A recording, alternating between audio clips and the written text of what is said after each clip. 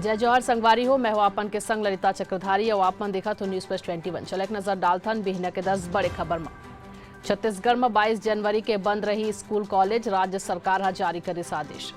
छत्तीसगढ़ में विधायक मन के लगी पाठशाला, उपराष्ट्रपति धनखड़ और गृह मंत्री शाह 20 और 21 जनवरी के लिए क्लास, डॉक्टर रमन सिंह ला दिस न्योता।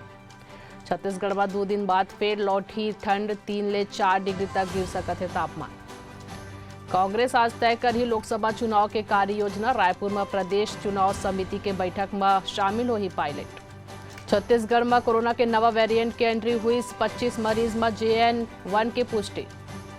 राम मंदिर पर मोदी के 11 दिन के अनुष्ठान, आज ले नासिक के पंचवटी ले शुरुआत। अयोध्या में 22 जनवरी के रामलला के प्राण प्रतिष्ठा।